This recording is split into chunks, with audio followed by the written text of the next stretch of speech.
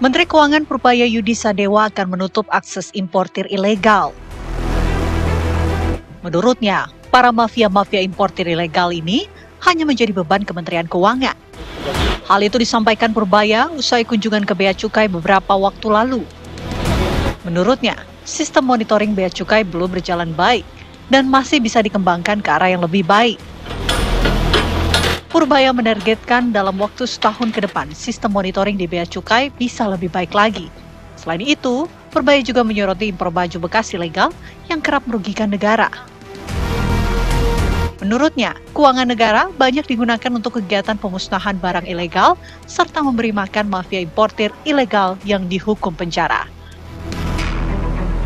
Purbaya menjelaskan akan mengubah hukum bagi importir nakal, yaitu mengenakan denda selain hukuman penjara. Bagaimana Purbaya dan jajarannya bisa memberantas mafia importir ilegal yang sudah menjadi jamur bagi negara? Apakah langkah ini menjadi angin segar bagi para pengusaha UMKM?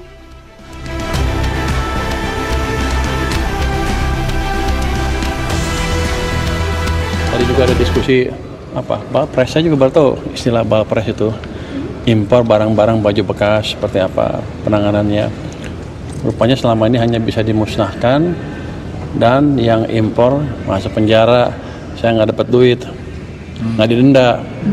Ya saya rugi, cuman ngeluarin ongkos untuk memusnahkan barang itu, tambah ngasih makan orang-orang yang di penjara itu. Pak, berarti nanti sistem jadi kita yang terubah di mana kita harus bisa denda orang itu juga. Pak, berarti dari sistem dan perbaikan itu akan mampu juga memonitoring untuk terkait pencegahan Balpres masuk lebih banyak ke Indo, Pak? Harusnya ya. Kurang dari 1 bulan, Pak Purbaya kembali membuat sebuah gebrakan. Apalagi? Ya kan? Kalau kemarin-kemarin artinya koboi ini sudah menyasar berbagai sektor yang bermasalah. Kini masuklah ke bagian di mana para importir ilegal dari pakaian bekas dinilai juga mencukup menciderai keuangan negara. Karena kalau kata Pak Menkyu udah saya nggak dapat apa-apa, saya harus keluarin duit buat musnahin barang. Itu dia, ruginya 2 kali. Belum lagi juga ini menekan dari para pengusaha yang akhirnya kan lumayan besar begitu ya. Mematikan usaha-usaha yang berada ataupun UMKM yang berada di Indonesia. Begitu. Ya. Kita pagi hari ini juga sudah kehadiran beberapa narasumber ya. Sudah ada Pak Suryamin Halim, Sekjen Apregindo. Selamat pagi, Pak Yamin. Selamat pagi, Pak Yamin. Sehat ya? Sehat ya? Sehat. Kemudian juga sudah ada Mas Tauhid Ahmad, Senior Ekonom Indef. Selamat pagi. Selamat pagi, Mbak Rati. Kemudian juga sudah ada Bang M. Khalid, anggota Komisi 11 DPR RI. Selamat pagi, Assalamualaikum Bang Khalid. Assalamualaikum. Alhamdulillah baik. Waalaikumsalam.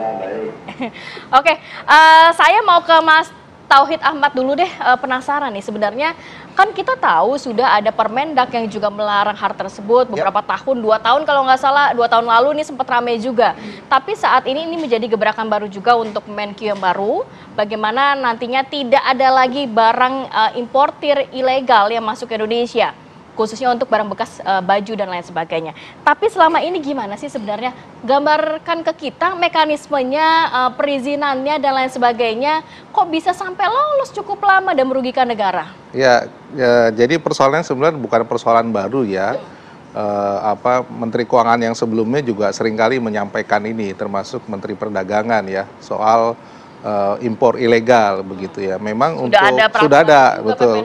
Untuk mekanismenya biasanya para importir ya untuk mendapatkan barang itu harus memenuhi kota, ada batasan tertentu. Jenis barang, spesifikasi, kode HS dan sebagainya begitu. Dan beberapa barang memang harus kena bea begitu ya, bea masuk dan sebagainya. Karena kuota terbatas ya banyak yang mencari jalan masuk ya, apakah banyak modusnya lah begitu. Ada yang memang melalui jalur-jalur yang katakanlah non pelabuhan atau pelabuhan yang pengawasan, jalur tikus begitu ya. Ada yang memanipulasi kode HS-nya, kode spesifikasi barang. Ada juga kerjasama dengan Ordal nggak sih? Kita belum tahu, tapi bisa jadi itu harus ditelusuri lah. Karena kan terutama yang jalur resmi kan sudah ada begitu. Kemudian memanfaatkan juga jalur hijau yang pemeriksaannya rendah begitu. Itu bisa saja terjadi. Atau misalnya underprice, harganya itu di bawah begitu dari harga resmi. Sehingga yang ilegal ini bisa masuk. Jadi memang banyak hal pintu peluang ya. karena kita secara geografis sangat luas, ya banyak hal bisa ditempuh, termasuk memanfaatkan regulasi yang ada ya. Beberapa hal, misalnya peraturan Menteri Perdagangan yang lalu ya, karena ada proses untuk katakanlah semacam fleksibilitas untuk importasi begitu, itu yang kemudian dimanfaatkan para pelaku usaha ya. Artinya lemahnya itu di sektor regulasi atau justru di sektor pengawasan? Menurut saya sebenarnya sudah ada perbaikan regulasi, justru di prakteknya nih, prakteknya yang jauh lebih berat ya gitu. Sebenarnya kalau misalnya yang baju bekas thrifting, menurut saya itu jauh lebih kecil dibandingkan yang masih bagus atau masih baru begitu. Karena untuk misalnya harga, misalnya tekstil begitu, harganya sudah nggak masuk akal ya kalau Mbak Rati, Mas Philip lihat di e-commerce, harganya murah sekali gitu. Jadi kalau diproduksi di sini, kalau ada bea masuk, itu harusnya lebih bisa bersaing gitu. Nah ini kan berarti kan ada problem di kita di pengawasan itu yang sulit begitu. Bahkan kalau kita lihat sebenarnya mudah sekali menemukan produk ini legal dan tidak ilegal ya. Pertama dari harga begitu, kemudian kedua dari brand mereknya begitu, ada pemalsuan dan sebagainya, itu sudah sangat kelihatan sekali ya. Kemudian yang ketiga juga lihat jalur produksinya, tidak ada pabriknya di sini begitu ya. Itu sudah sangat memungkinkan untuk dilakukan pengawasan. Tapi secara regulasi memang barang bekas ini tidak boleh diimpor. Iya, kalau barang bekas jelas tidak boleh, tidak boleh. Jadi kalaupun memang ada yang beredar seperti di Pasar Senen dikatakan kemarin dipertanyakan juga kepada Pak Menkyu, itu sudah pasti ilegal berarti. Ilegal, iya betul. Ya kan problemnya kan sudah seringkali dilakukan operasi. Tapi ya beberapa minggu kemudian muncul lagi. Berarti kan sudah seperti itu gitu ya. Melihat bagaimana kemudian kasus ini juga salah satunya mematikan pengusaha retail kita di Indonesia begitu. Betul. Karena kita importir resmi membawa global brand import, kita resmi itu sudah membayar biaya masuk untuk pakaian jadi itu sekitar kurang lebih 30%. 30%. Ditambah lagi PPN 11%. Hampir 50% lagi, itu ya? PPH import lagi 7,5. Jadi itu sudah lebih dari 50%. Iya, gitu ya? Betul. Kemudian produk-produknya yang tidak masuk secara resmi itu seperti saya menambahkan Pak Tauhid, labelnya tidak mempunyai label bahasa Indonesia. Ya kan, yang dimana diharuskan oleh ada peraturan pemerintahnya. Kedua, untuk pakaian bayi dari umur 0 sampai 36 bulan harus SNI. Kalau kita tidak ada, kalau kita lihat di pasaran, kita ada coba beli, bandingkan, dan kita lihat itu tidak ada bahasa Indonesianya, berarti tidak ada bukan SNI. Hanya baju bekas, tapi juga ada baju yang memang masih baru begitu? Betul, baju baru, betul. Dan harganya murah sekali dibandingkan harga yang di toko. Memang tidak, karena murah, sudah pasti mereka tidak bayar biaya masuk resmi, juga tidak ada bayar yang namanya haki, gitu, hak kekayaan intelektual. Artinya juga kemudian bagaimana pengusaha-pengusaha retail ini menyikapi atau menanggapi dari kasus maraknya barang importir ilegal seperti itu? Oh, kami sudah roadshow, kita kunjungin ke beberapa kementerian juga, perdagangan, perindustrian maupun yang lain. Kita memberikan sampel-sampel, membandingkan mana yang produk global yang resmi dengan yang tidak resmi. Nah, jadi itu jelas berbeda sekali dari harga, dari bahan. Pernah ada pelaporan nggak dari teman-teman pelaku usaha kepada Kementerian Keuangan atau ke kementerian yang terkait? Kalau nggak salah ada satgasnya juga kan ya? Di betul, 2024 ya? Iya, betul, ada satgasnya, tapi setahu saya satgasnya sudah tidak diperpanjang ya sekarang. Itu ada, kita sudah laporkan, Menteri Perdagangan juga mau koordinasi dengan Komdigi sekarang, bahwa yang jual-jual online harusnya tidak diperbolehkan menjual barang ilegal atau merek palsu ya. Gitu. Perkembangan zaman artinya juga salah satu yang menjadi tantangan untuk menghadapi ini ya. Betul gitu, Pak, iya betul. Tapi bagaimana kemudian suara-suara dari pengusaha retail sendiri menanggapi bagaimana ini maraknya kasus ini? Apakah memang mereka tuh biasanya rugi dari sisi mana? Apakah memang dari persaingan penjualan yang mereka tidak mampu ikuti atau seperti apa? Sebetulnya kalau harga atau apa ya memang masif sekali masuknya gitu. Itu yang membuat salah satu tantangan buat global importir atau importir resmi ya itu. Pak Yamin, sebenarnya kalau berbicara mengenai importirnya sendiri, memang importirnya ini legal, tapi legal. Ada beberapa mungkin yang juga memasukkan barang-barang ilegal begitu. Atau biasanya kalau teman-teman di lapangan atau pelaku usaha menemukannya seperti apa sih? Apakah memang modusnya seperti apa yang dilakukan oleh mereka sehingga tidak tercium oleh pemerintah? Kalau kami lihat, kami Global Brand tidak berani melakukan illegal import karena kalau ketahuan kita pasti akan di blacklist. Kena sanksi. Ya. Kedua juga akan mencederai nama besar brand-brand luar. Yang illegal ini ya biasa memang di lapangan masuknya memang kalau menurut saya memang pengawasannya kurang. Pengawasannya kurang. Ya. Baik. Saya mau ke Bang Holid. Bang Holid, bagaimana kemudian menanggapi kiprah dari Pak Purbaya sendiri yang kali ini justru menyasar kepada kasus impor baju bekas ilegal, yang mana memang salah satu kegiatan ini juga cukup menciderai keuangan negara kita. Pengawasan dari DPR sejauh ini seperti apa, Bang? Ya, kita sangat setuju kalau Pak Menkyu mengangkat isu ini, dan ini sebenarnya isu yang lama ya. Kita dukung ya jika ini dikelola dan dilakukan secara serius dan konsisten, itu intinya. Karena ini bukan terkait aturan main saja, tapi lebih kepada law enforcement, penegakan hukumnya, pengawasannya, yang butuh konsistensi. Jadi dengan adanya seperti ini bukan hanya hilangnya penerimaan negara, potensi penerimaan negara yang hilang, tapi industri dalam negeri terdampak ya. Kemudian yang melakukan impor secara legal juga mengalami kerugian. Jadi banyak yang sekali dirugikan, bukan hanya sisi fiskalnya, tapi industri dalam negeri, ya, pelaku impor legal, dan sebagainya. Jadi ini adalah butuh, saya kira bukan hanya salah satu sektor, Menteri Keuangan, tapi multi sektor, multi stakeholders, Menteri Perdagangan, kemudian menteri terkait lainnya, dan juga para penegak hukum yang harus lebih kuat dan konsisten dalam menegakkan ini. Jadi sebelumnya di tahun 2024 sudah ada itu Satgas ilegal, impor ilegal. Itu diperkuat aja lagi gitu ya. Terus misalnya ini data, masalah data. Kalau kita lihat ada perbedaan, diskrepensi yang cukup besar. Ini masalah utamanya. Misal barang jadi di data dari pemerintahan Tiongkok atau Kementerian Perdagangan Tiongkok dicatat jauh lebih besar data yang mereka ekspor ke Indonesia. Tapi dicatatnya di Indonesia sangat kecil. Datanya diskrepensinya sekitar hampir perbedaannya 150%. Itu sangat besar sekali. Dan itu adalah menunjukkan potensi ilegalnya sangat besar.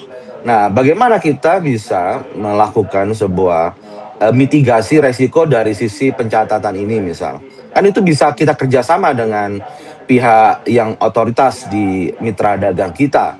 Nah, sehingga pengawasannya bisa kita lakukan secara lebih sistemik ya dari sisi pencatatan itu. Dan juga ya yang paling penting juga adalah dalam pengawasan di lapangan, SDM kita di lapangan apakah mumpuni untuk dalam melakukan pengawasan itu. Kemudian reform di internal Dirjen Bea Cukai apakah sudah dilakukan, dan itu juga sangat penting. Kemudian tadi yang disampaikan oleh Pak Tauhid, bagaimana masuk ke jalur-jalur pelabuhan yang non resmi. Itu kan harus penegak hukum yang harus kejaran itu untuk menangkap mafia-mafia itu.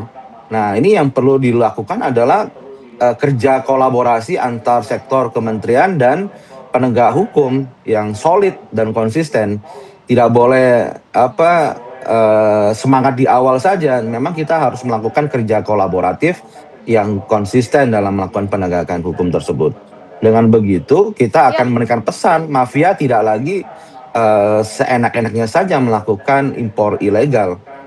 Dan juga pengawasan dalam proses penjualan di marketplace, di pasar itu data yang saya dapat sekitar 40% itu banyak sekali barang-barang ilegal, hampir mencapai 40% ya, yang tidak ada SNI-nya, artinya itu terindikasi ilegal. Dan ini harus juga ditertibkan ya, dan karena itu merugikan industri kita dan merugikan masyarakat juga, demikian.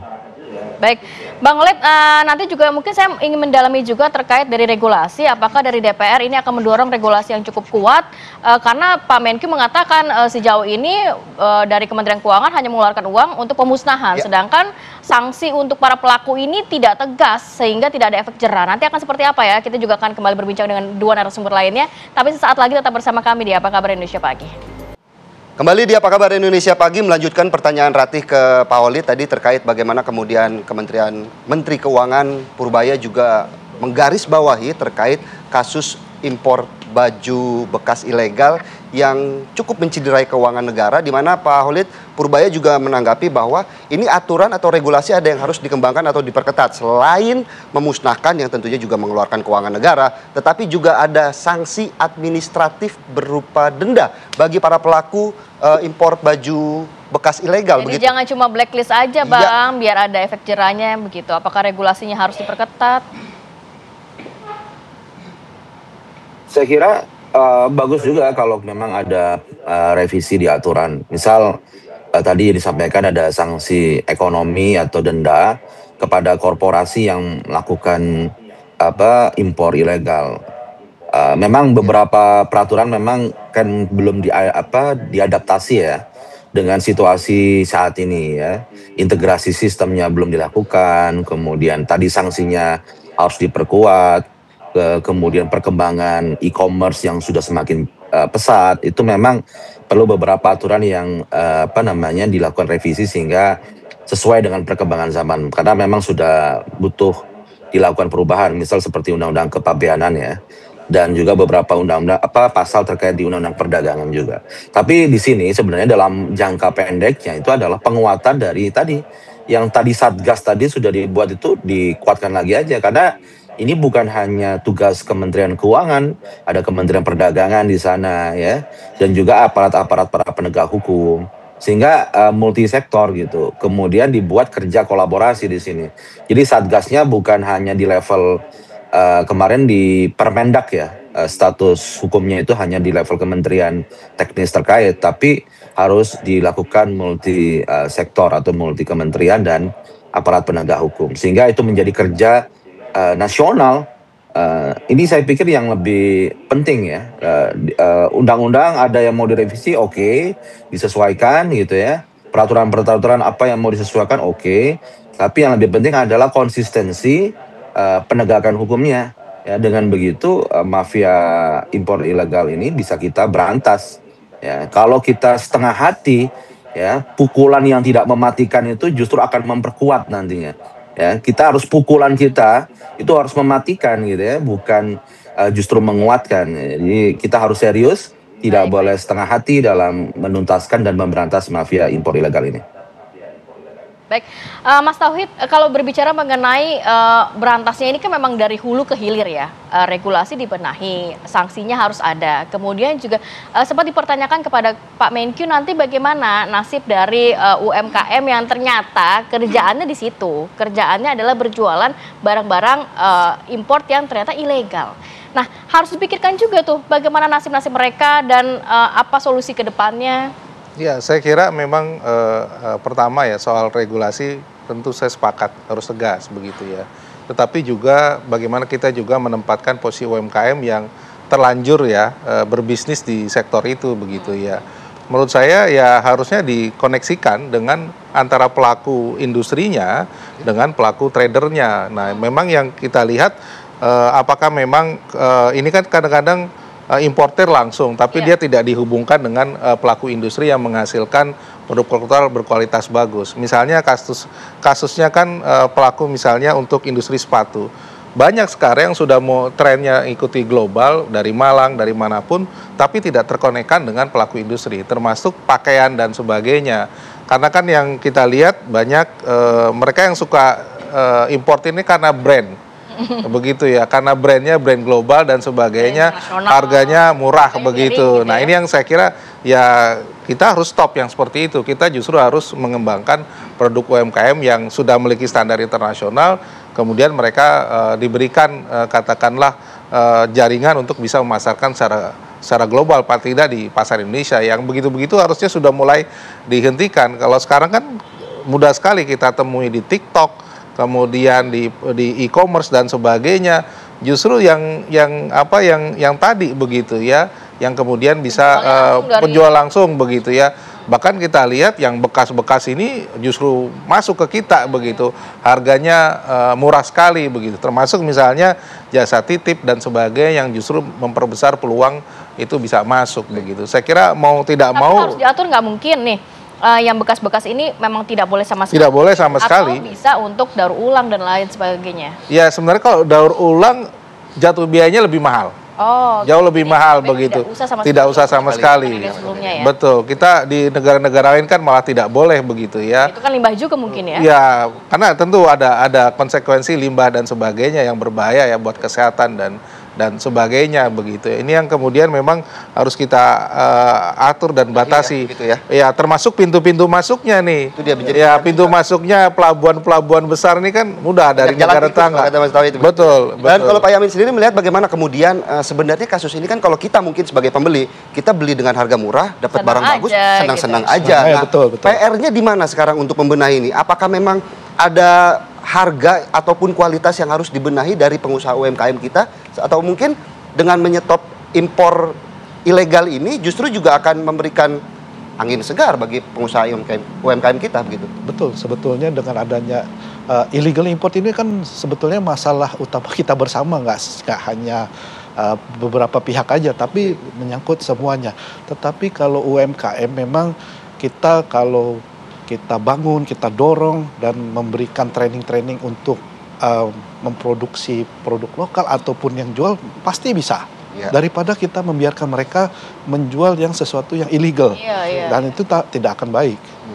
Baiknya gitu. Berbicara kualitas juga bagaimana kemudian? Apakah memang kualitas yang masih harus ditingkatkan untuk bersaing dengan negara-negara lain begitu? Oh, UMKM di Indonesia sekarang kalau secara kualitas sudah baik, Pak. Betul. Cuma kadang-kadang mendapatkan order yang kurang. Nah, ini adalah tugas pemerintah untuk roadshow ke negara-negara lain, memperkenalkan, mempromosikan produk-produk UMKM kita. PR-nya adalah dipromosi ya. Betul, Pak. Iya. Ya, mempromosikan produk-produk kita. Benar. Iya. Ya. Itu salah satu cara meningkatkan UMKM untuk lebih naik kelas lagi, Pak. Produksi sudah kualitas sudah bisa bersaing. Karena banyak juga brand-brand luar yang brand besar ya, artinya juga awalnya memesan barang dari ataupun bahan dari Indonesia begitu? Betul, Pak. Sekarang salah satu anggota kita aja untuk ekspor dari Indonesia itu kurang lebih average 1 tahun 500 juta US dollar. Wow. Lumayan. Baik. Gitu. Jadi sebenarnya kita berharap ini tidak hanya omong-omong semata, tapi benar-benar direalisasikan oleh pemerintah, khususnya Menteri Keuangan, karena balik lagi akhirnya yang tergerus adalah industri lokal atau memang perusahaan-perusahaan yang memang secara legal mengimpor barang-barang yang tadi dikatakan 50% loh sebenarnya udah pajak apa-apa segala macam ya. Baik, terima kasih banyak Bapak sudah hadir pada pagi hari, Pak Yamin, Pak Tauhid, dan juga Bang Khalid. Bang Khalid yang sudah bergabung bersama kami melalui via Zoom. Dan pemirsa, apa kabar Indonesia Pagi masih akan kembali di segmen selanjutnya. Kami akan hadirkan beragam informasi menarik. Salah satunya ini sering dibully oleh teman sekolah, seorang siswi di Bandar Lampung harus putus sekolah karena trauma. Sesaat lagi.